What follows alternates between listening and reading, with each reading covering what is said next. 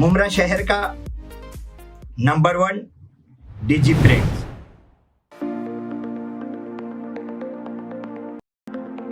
Print shop easy print solution. डिजी prints में आपको सभी प्रकार के photo prints, glass print, T shirt print, जैसे कि promotional advertisement,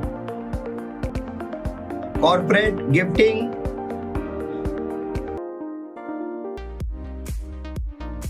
customise gifting, LED lamps,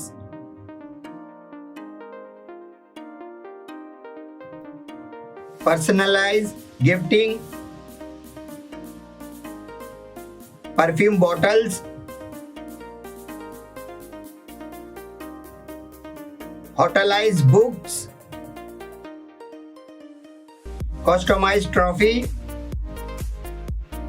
and cake topper और कई वैरायटी मौजूद हैं डिजी प्रिंट्स शॉप में। अधिक जानकारी के लिए नीचे दिए हुए नंबर्स पे संपर्क करें। और ये उस्ताद और शागिर्द के दरमियान इतना फासला आ गया है कि मुझे वो शेर याद आता है अक्सर के पेड़ कहते हैं उसे जिसमें समर लगता है, पेड़ कहते हैं उसे जिसमें समर लगता है, बात इंसाफ की कहने को जिगर लगता है। पहले उस्ताद से शागिर्द डरा करते थे, आज उस्ताद को शागिर्द से डर लगता है।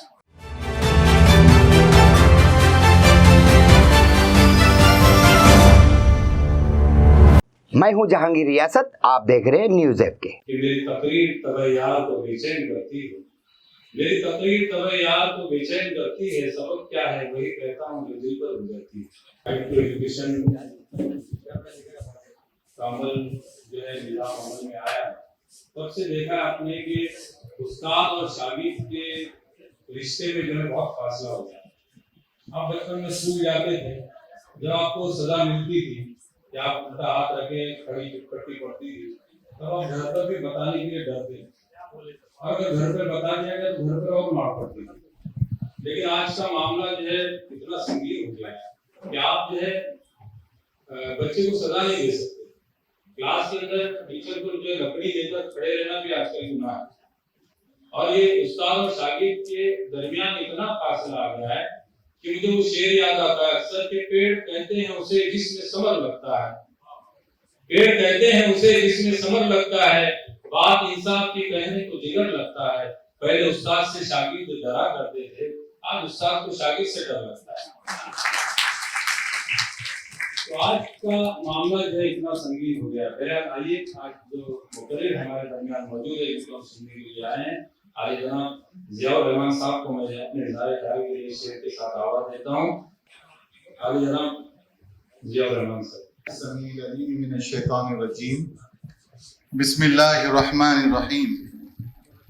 रब्बि इश्रह ली सदरी व यस्सिर ली अमरी वहलुल उक़दतम मिन लिसानी यफ़क़हू क़ौली रब्बि ज़िदनी इल्मा। मुअज़्ज़ज़ सदर जलसा नूर सर, मोहम्मद रफ़ी अंसारी सर, अब्दुल अजीज़ अंसारी सर, मौलाना महफूजुर रहमान साहब, अनवारुल हक भाई, जाहिद सर, इसराइल सर,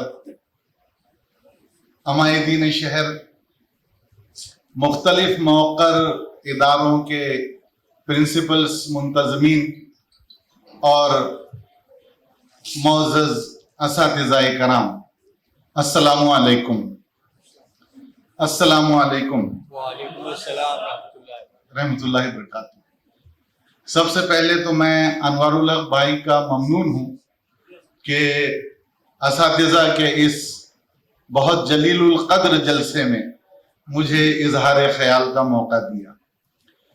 जलसे की रिवायत है कि इसमें अफराद अलग अलग हैसियत से मदऊ किए जाते हैं, कोई सदर, कोई मेहमान खुसूसी, कोई मुकर्रिर खुसूसी, कोई मेहमान एजाजी। हर एक की एक अलग जिम्मेदारी भी होती है और तकरीर के लिए वक्त भी एक अंदाज के मुताबिक मुकर्रर होता है। मुकर्रर खुसूसी अगर किसी को उस हैसियत से मदऊ किया जाए तो ये समझा जाएगा कि उसके पास तकरीर के लिए सबसे ज्यादा वक्त है। जैसे जैसे प्रोग्राम के आगाज के लिए वक्त लगता गया तो मैंने अपने उस खुसूसी मुकर्रर होने की हैसियत को कम करता चला गया।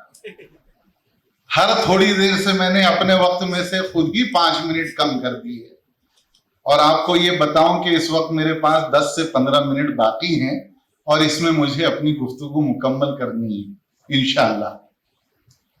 मोअज़्ज़ज़ हाज़रीन, नेशनल एजुकेशन पॉलिसी 2020 का चर्चा है हर तरफ, तालीमी इदारों में और गौर व फिक्र करने वाली मजलिसों में नेशनल एजुकेशन पॉलिसी पर सेमिनार मुनक्किद किए जा रहे हैं।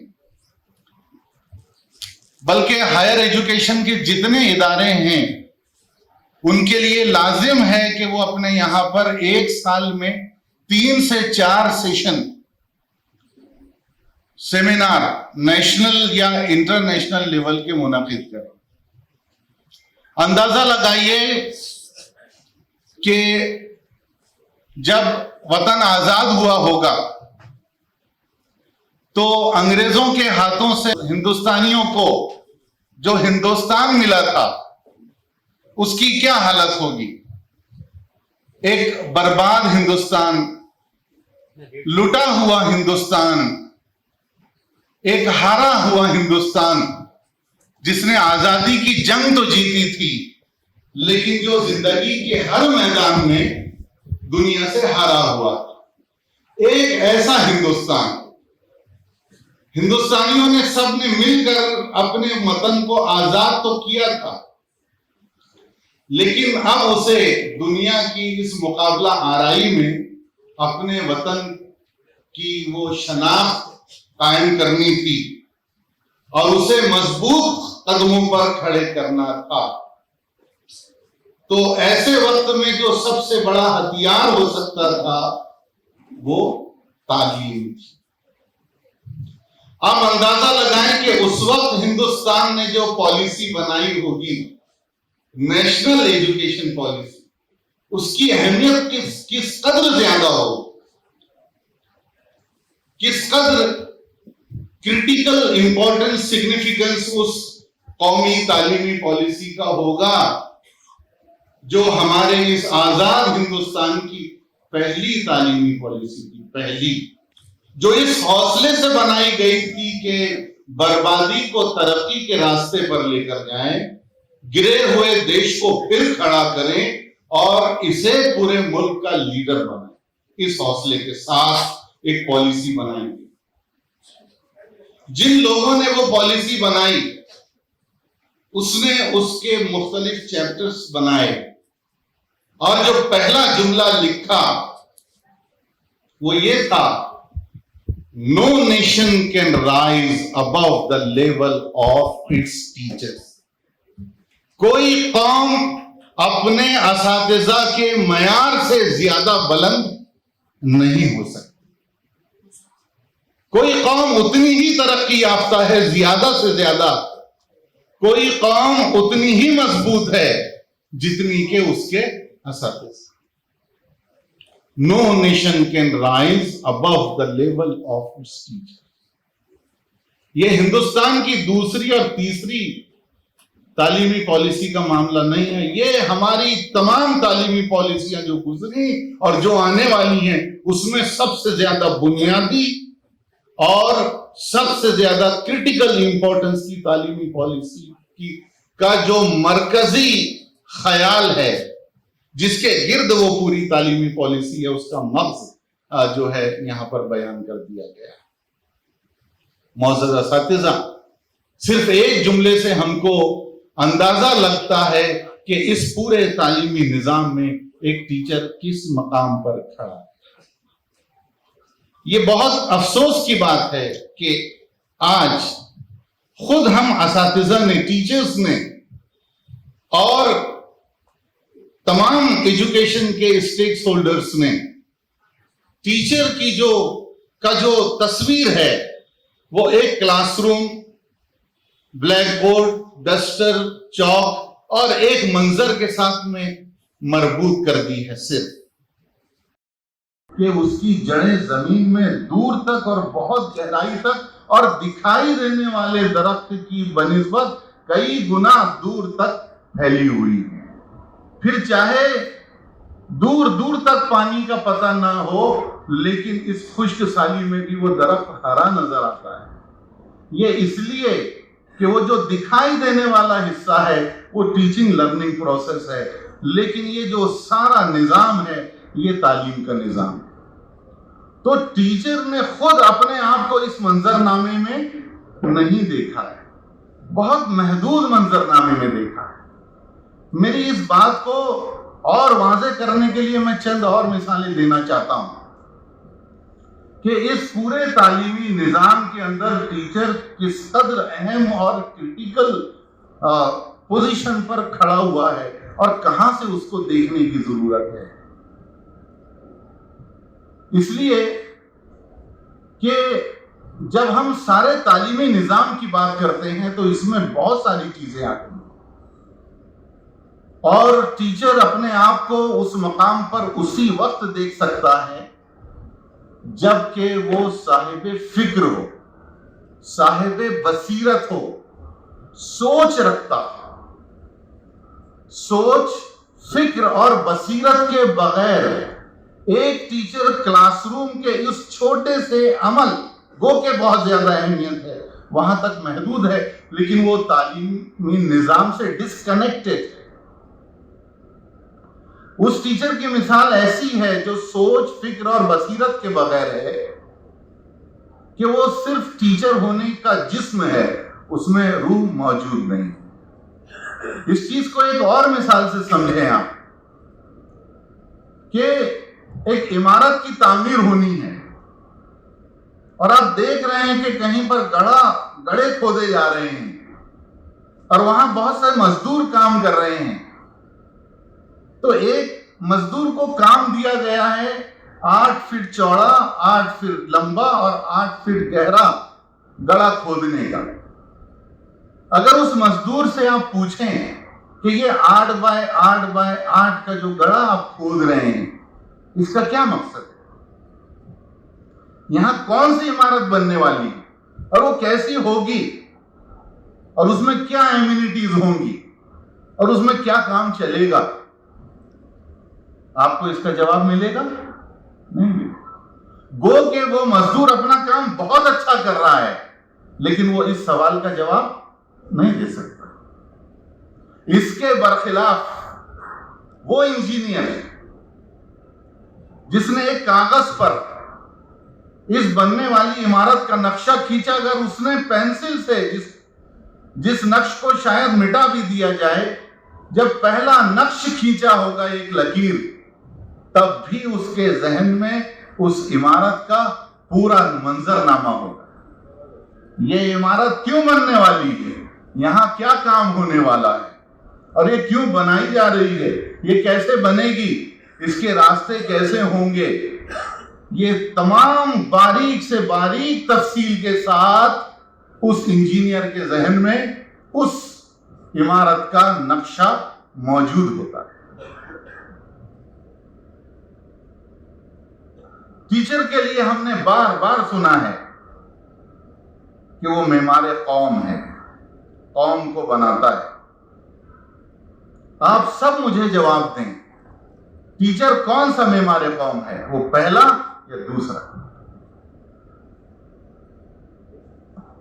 جواب دیں آپ، وہ پہلا معمار قوم یا یہ دوسرا جو گڑھا کھود رہا ہے یا جو منصوبہ بنا رہا ہے؟ بتائیں آپ، دونوں میں بنیادی فرق کیا ہے؟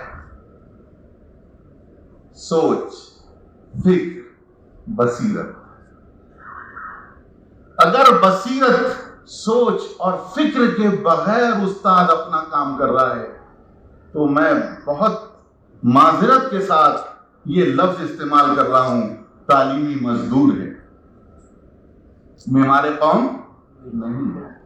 معمار قوم ہونے کے لیے سوچ، بصیرت اور فکر لازم ہے۔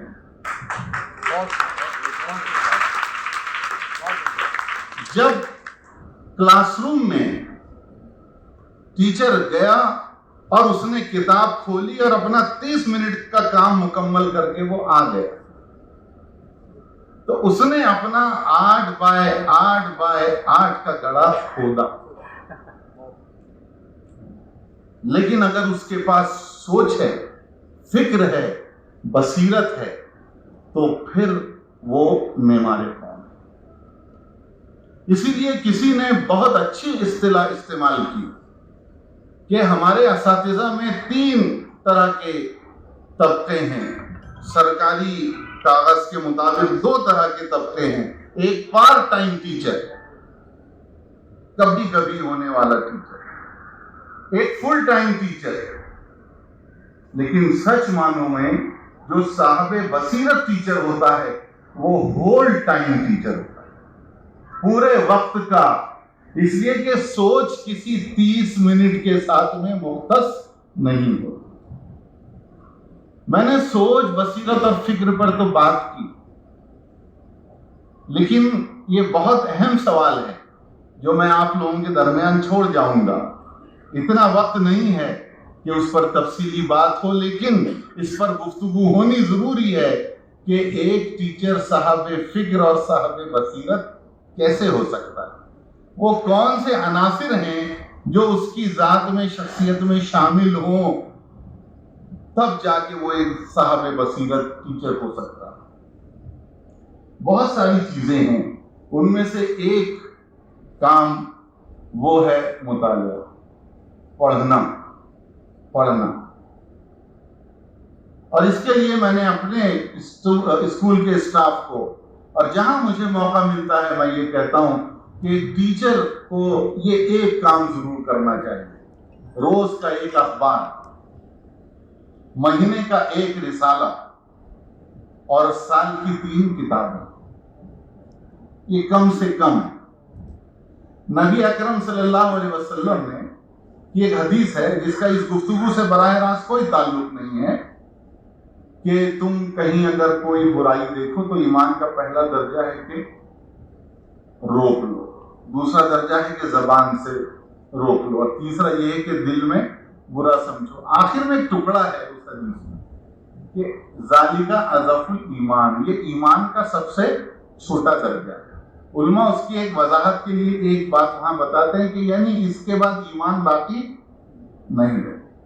میں سمجھتا ہوں کہ ٹیچر اگر اتنا نہیں پڑھتا تو وہ پھر ٹیچر نہیں ہے، یہ ٹیچر ہونے کا ادنا درجہ ہے۔ اب فی زمانہ اگر میں اپنے بھی کردار پر اگر نظر ڈالوں صرف پڑھنے کے حوالے سے، تو معذرت خواہ ہوں کہ بہت سارا ایک بڑا طبقہ جو ہے وہ مطالعہ کا شوق تو دور کی بات ہے، مطالعہ بیزار ہے۔ اب ایک ہاسپٹل میں انتظار کر رہے ہیں، سامنے رسالہ رکھا ہے، کتاب رکھی ہے، اب وہاں پر ایک الگ الگ پروفیشنز کے لوگ وہاں جا کے بیٹھتے ہیں، اور وہاں پر ایک ٹیچر بھی بیٹھتا ہے۔ تو آپ تصور کریں کہ میز پر سامنے کتابیں، رسالے اور اخبار لکھے، تو الگ الگ پروفیشن کے لوگ جب وہاں جائیں گے تو کون کیا کیا کرے گا۔ مجھے نہیں پتا کہ باقی لوگ کیا کریں گے، لیکن ٹیچر اپنا موبائل نکالے گا۔ اگر ایسا ہوتا ہے تو یوں سمجھیں کہ ہم وہ ذالک اضعف الایمان کی روشنی میں جو میں نے بات کی، نبی اکرم صلی اللہ علیہ وسلم کی ایک حدیث ہے، اس کا بھی اس گفتگو سے براہ راست تعلق نہیں ہے، لیکن استفادہ کرتے ہیں ہم، کہ حکمت مومن کی کھوئی ہوئی چیز ہے، کھوئی ہوئی شے ہے۔ اگر آپ کی کوئی چیز کھو جائے اور وہ آپ کو نظر آ جائے تو آپ کتنی دیر انتظار کریں گے اس کو اچک لینے میں؟ کوئی انتظار نہیں ہے۔ تو میں سمجھتا ہوں پڑھنے کے لیے کوئی چیز اگر سامنے رکھی ہو تو وہ ہماری کھوئی ہوئی چیز ہے، اس کو ہم کو اچک لینا بغیر کچھ سوچے۔ اس میں آج میں یہ گفتگو خاص طور سے، اور بھی بہت سارے پہلو ہو سکتے ہیں صاحب فکر ہونے کے، لیکن میں اس پر ہی تھوڑی سی بات کر کے اپنی جگہ لوں گا۔ تعلیمی اداروں کو، وہاں کے جو ذمہ دار ہیں، ان کو اپنے ادارے میں وہ ماحول تیار کرنا ہوگا جس کی وجہ سے اساتذہ کے اندر مطالعے کا شوق پیدا ہو۔ اس کے لیے بہت سارے کام کیے جا سکتے ہیں، اس طرح کی اسکیمیں بنائی جا سکتی ہیں، اور کتابوں کے حوالے سے محفلیں برپا کی جا سکتی ہیں، اور اساتذہ کا جو ایکریڈیشن ہے، جو ان کی معیار بندی ہے، وہ ان کے مطالعے کی بنیاد پر کی جا سکتی ہے۔ جو انعامات کی تقسیم ہے وہ ان کے مطالعے کی وسعت کے اعتبار سے کی جا سکتی ہے۔ کام بہت سارے ہیں جو کیے جا سکتے ہیں، لیکن مجھے ایسا لگتا ہے کہ تعلیمی ادارے اگر اساتذہ کو اپنے سبجیکٹ اور اپنے آس پاس کی دنیا کو پڑھنے کے لیے آمادہ کر لیں تو وہ اساتذہ کے اندر فکر پیدا کرنے کا آغاز کر سکتے ہیں۔ تو اسکولوں میں اس کے اوپر باقاعدہ کام ہونے کی بہت ضرورت ہے۔ آج کی محفل کے لیے میری اتنی گفتگو کافی ہے، اور اس گفتگو کو اور آگے بڑھانے کے لیے ایک چھوٹا ٹارگٹ گروپ چاہیے جہاں پر ہم 10، 20، 15 اساتذہ کے ساتھ بات کریں اور اس چیز کو لے کر آگے بڑھیں۔ ہم اللہ تعالیٰ سے دعا کرتے ہیں کہ ہماری قوم میں صاحب فکر، صاحب بصیرت اور سوچ رکھنے والے اساتذہ پیدا ہوں۔ ہم میں سے ہر ایک کے اندر ایک ایسی فکر پیدا ہو کہ جب ہم سوئیں تو ہم اسی فکر کے سائے میں، ہم جب اٹھیں تو اسی فکر کے سائے میں۔ اگر یہ ہے تو صحیح معنوں میں ہم نبیوں کے وارث ہیں۔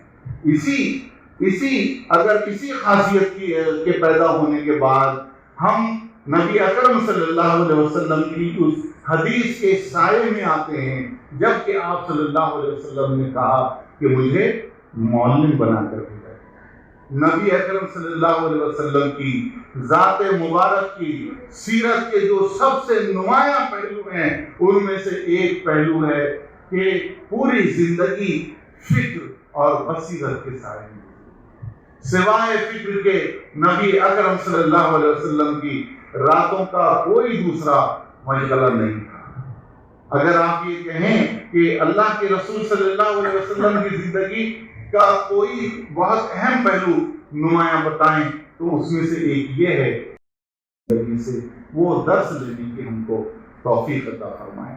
میں آخر میں سویرا اردو سویرا اور ہمارے دوست انوار اللہ خان صاحب کا بہت ممنون ہوں کہ اتنے اہم مجمع میں مجھے بولنے کا موقع دیا، اور میں سچ مانوں کہ میں اس طرف کم دیکھتا ہوں جہاں اتنے بڑے لوگ ہوں، اس لیے کہ میں ابھی بھی اپنے آپ کو طالب علم سمجھتا ہوں۔